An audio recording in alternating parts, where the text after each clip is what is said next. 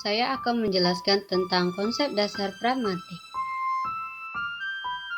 Sebelumnya, apa itu pragmatik? Pragmatik dalam Kamus Besar Bahasa Indonesia atau KBBI adalah membahas tentang aturan-aturan dalam bahasa untuk memastikan komunikasi berjalan lancar. A. Kajian pragmatik. Kajian pragmatik terkait langsung dengan fungsi utama bahasa, yaitu sebagai alat komunikasi. Geografi Leeds menyatakan bahwa kajian pemakaian bahasa yang digunakan dalam komunikasi secara umum disebut pragmatik umum. Levinson juga memberikan 5 sudut pandang mengenai pragmatik sebagai berikut. 1. Pragmatik dipandang sebagai kajian tentang hubungan bahasa dengan konteks yang digramatikalisasikan atau yang dikodekan dalam struktur bahasa. 2. Gramatik dipandang memiliki hubungan dengan semantik.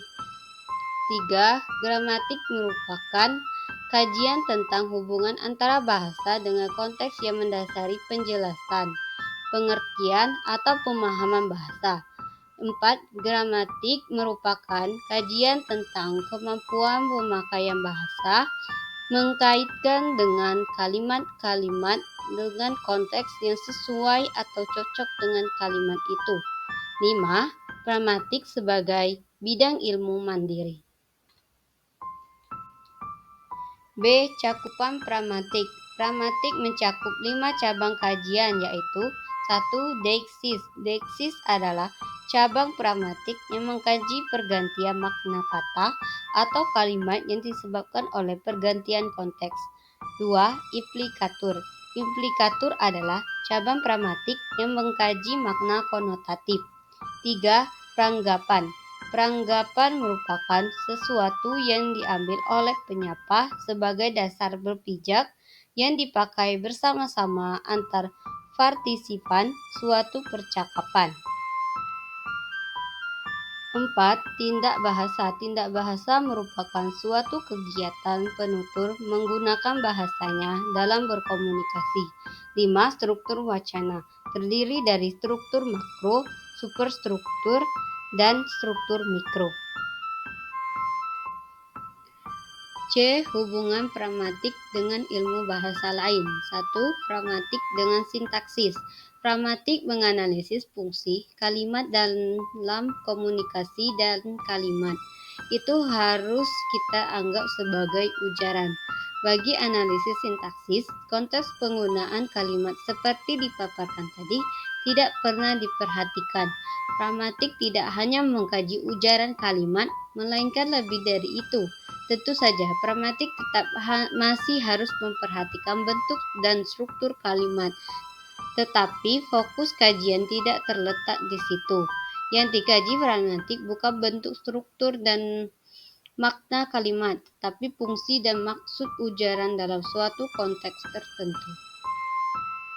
2. Hubungan pragmatik dengan semantik. Semantik adalah kajian tentang makna. Apakah itu makna kata?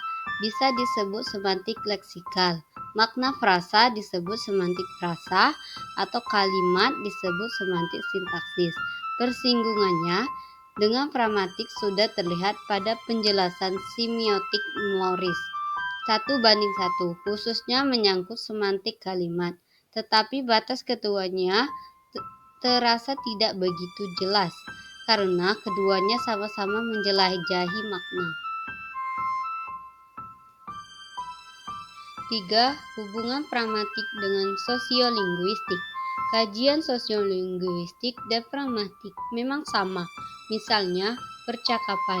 Dalam sebuah percakapan antara penutur A dan penutur B tentang topik harga BBM di tempat kerja, mungkin keduanya menggunakan bahasa daerah. Tetapi begitu datang penutur C, percakapan berubah menggunakan bahasa Indonesia, karena penutur C tidak mampu berbahasa daerah. Suasana yang tadinya akrab berubah menjadi agak formal. Sosiolinguistik mungkin terlihat berubah dari bahasa daerah ke bahasa Indonesia. mempunyai makna sosial tertentu. Bagaimana kemungkinan tadi, yakni berubah suasana akrab menjadi suasana lebih formal. Demikian penjelasan dari saya tentang konsep dasar pragmatik. Saya akhiri, wabillahi taufiq hidayah. Wassalamualaikum warahmatullahi wabarakatuh.